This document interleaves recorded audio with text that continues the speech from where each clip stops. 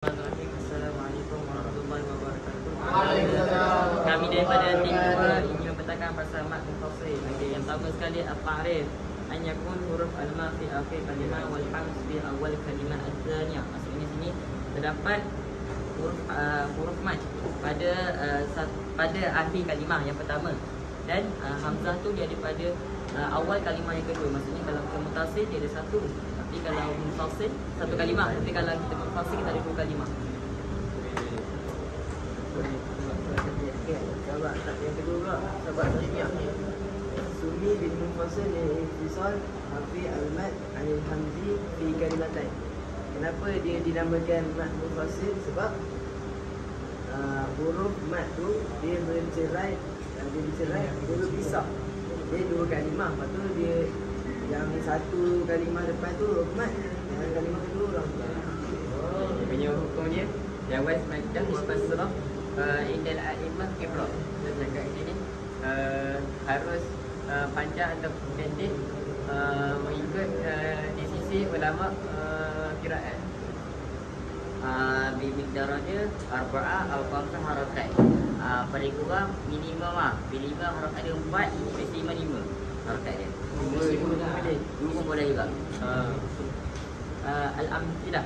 Contohnya yang pertama. Bismillahirrahmanirrahim.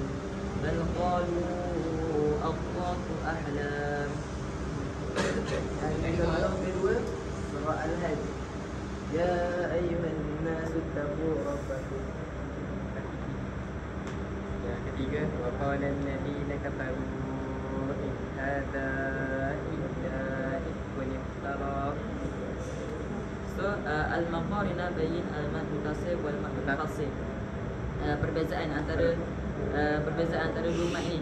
Okey, yang pertama sekali huruf kalau untuk muttasil punya dia huruf al-mad wal hamz fi kalimah wahdah. So kalau munfasil punya huruf mad wal hamz fi kalimatain. Sama jawab macam tadi.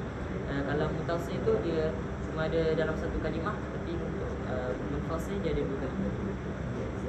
Perbezaan kedua, ittisal harfi al-mad bil hamzi. Itu kalau mad muttasil. Kalau mad munfasil pula, ittisal harfi al-mad anil hamzi. Maksudnya mad muttasil ni dia satu kalimah tu dia gabung, ada huruf mad dengan hamzah. Kalau mad munfasil dia berpisah. Kan munfasil tu kan maksudnya berpisah. Jadi satu kalimat ada huruf mad panjang dia yang arba'ah sampai khamsah harakat kan. Lepas tu yang kalimat kedua ada huruf hamzah. Dia punya hukum dia wujub al-mad, maksudnya wajib mad. Ni kalau yang mad munfasil jawaz mad wa qas. Nak cakap sini mad munfasil ni harus kita nak panjang ke berhenti ke boleh. Tapi kalau mad muttasil ni wajib panjang, iaitu dengan kadar 4 atau 5. Kalau mad munfasil ni 2, 4, 5. Ada contoh untuk mad muttasil jaa. Ada untuk mad munfasil pula hadza illa. Dia ada dua kalimah kan. Sekian daripada kami yang terdiri daripada Bomber, Pengakap dan KRS.